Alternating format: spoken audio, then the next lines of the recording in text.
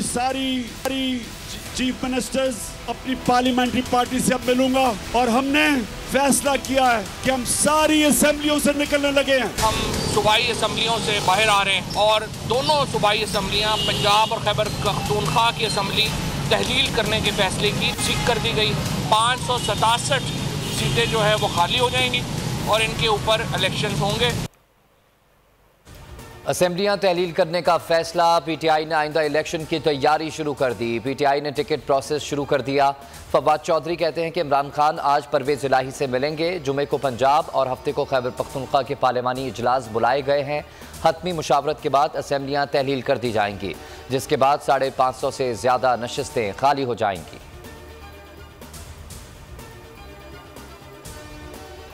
इमरान खान के साथ खड़े हैं, जब कहेंगे पंजाब असेंबली तहलील कर देंगे। वजीर आला पंजाब परवेज इलाही ने फिर यकीन दहानी करा दी। ट्वीट में लिखा कि पंजाब असेंबली में पीटीआई काफलीक और अराकीन की तादाद 191 है। अपोजिशन सिर्फ नारे लगा सकती है, अदम एतमाद लाना इनके बस की बात नहीं। असेंबली इजलास जारी हो तो अदम एतमाद नहीं लाई जा सकती। गवर्नर राज भी नहीं लग सकता।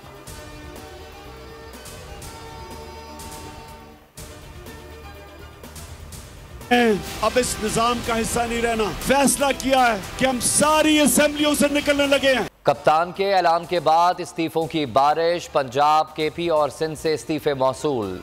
सिंध से 26 इस्तीफे खुर्रमशेर जमान को मौसूल। पंजाब से आमिर इकबाल और खैबर पख्तूनख्वा असेंबली के अरकान अजीजुल्लाह गिरा और आसिया साले खटक ने इस्तीफे इरसाल कर दिए।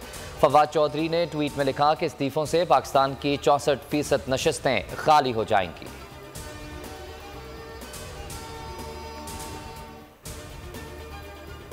पाक फौज की कमान जनरल सैयद आसिम मुनीर के हवाले। आज पुरवकार तकरीब में पाक फौज के 17वें सिपहसालार का ओहदा संभालेंगे। मलाका छड़ी मिलते ही तब्दीली की रस्मी कार्रवाई पूरी हो जाएगी।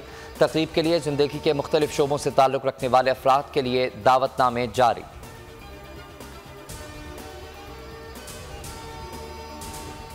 लायक तालिबे इल्म, माहिर सिपाही, इश्क़ कुरान और रसूल सल्लल्लाहु अलैहि वसल्लम में कुंदन जनरल सैयद आसिम मुनीर ने 2 साल में कुरान हिफ्ज़ किया। फ़ौज में आला अस्करी मयार और ख़ानदान की आला तरबियत उनकी रहनुमा रही। रावलपिंडी के हुफ़्फ़ाज़ ख़ानदान से ताल्लुक़ रखने वाले सिपहसालार के वालिद, दादा, परदादा और भाइयों ने कुरान पाक हिफ्ज़ किया। फ़न सिपाहगिरी में महारत पर उन्हें कई एज़ाज़ात से नवाजा गया।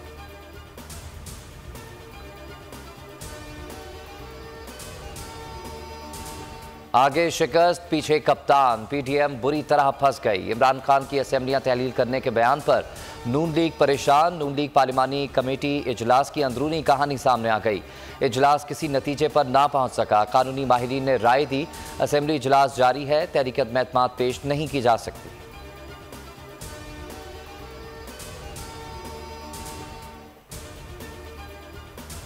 इलेक्शन कमीशन खजाने पर बड़ा बोझ डालने के लिए तैयार। तर्जुमान का कहना है कि पंजाब और केपी ज़िमनी इलेक्शन पर 22 अरब के खराजात आएंगे। खाली नशिस्तों पर 60 दिन में इंतखाब कराने के पाबंद हैं। जितने इस्तीफे आएंगे ज़िमनी इलेक्शन करा देंगे। इमरान इस्माइल ने कहा कि चीफ इलेक्शन कमिश्नर न्यूट्रल नहीं, वो पार्टी बन चुका है, उसे इंतखाबी निशान अलॉट कर देना चाहिए।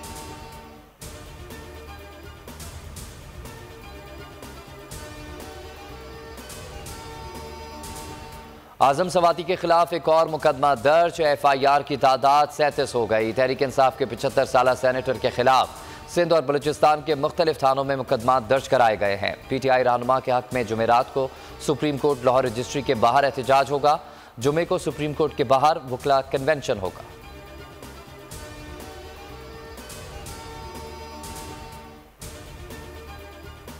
सेनेटर आजम सवाती के खिलाफ मुकदमात इस्लामाबाद हाई कोर्ट में दरख्वास्त समाअत के लिए मुकर्रर। चीफ जस्टिस आमिर फारूक आज आजम सवाती की दरख्वास्त पर समाअत करेंगे। दरख्वास्त में मौक़िफ़ इख्तियार किया गया है कि मुल्क भर में मुकदमात दर्ज हैं, तमाम मुकदमात की तफसील तलब की जाए।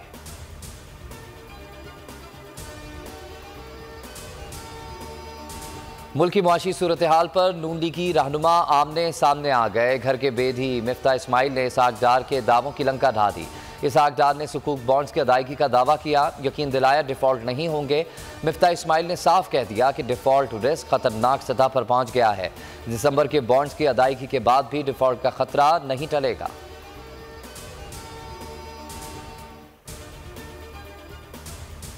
हकीकी सहाफ़त का लंबरदार बोल न्यूज़। बोल ने हमेशा हकीकी सहाफ़त का प्रचार किया। साइफर से हकीकी आज़ादी मार्च तक बोल कभी झुका नहीं, बोल कभी बिका नहीं, बोल डटा रहा।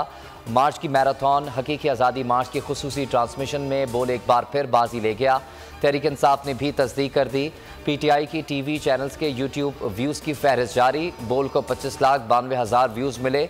पल पल की खुसूसी कवरेज की। बोल का सबसे बड़ा पैनल, सबसे बड़ी टीम मैदान अमल में मसरूफ़ रही।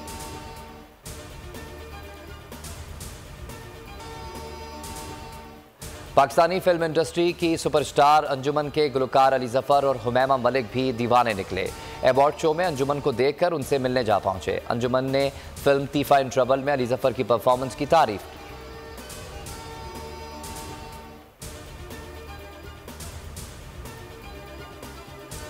इंग्लिश कप्तान बेन स्टोक्स ने सैलाब ज़दगान की मदद का ऐलान कर दिया। टेस्ट सीरीज की मैच फीस मुतासरीन के नाम कर दी। ट्वीट में सैलाब की तबाहकारियों पर अफसोस का इजहार किया। लिखा, उम्मीद है दादी रकम मुतासरा लोगों के काम आ सकेगी।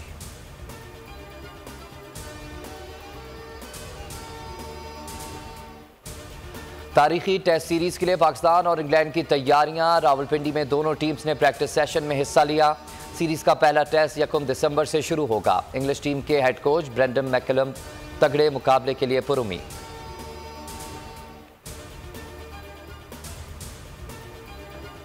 और फीफा वर्ल्ड कप में ब्राजील की शानदार कारकर्दगी। मुसलसल दूसरा मैच जीत लिया। स्विट्जरलैंड को 1-0 से शिकस्त दे दी। घाना ने जनूबी कोरिया को दिलचस्प मुकाबले के बाद 3-2 से हरा दिया। कैमरून और सर्बिया का मैच 3-3 गोल से बराबर रहा। इसके अलावा पुर्तगाल के हाथों यूरुग्वे को 2-0 से शिकस्त का सामना।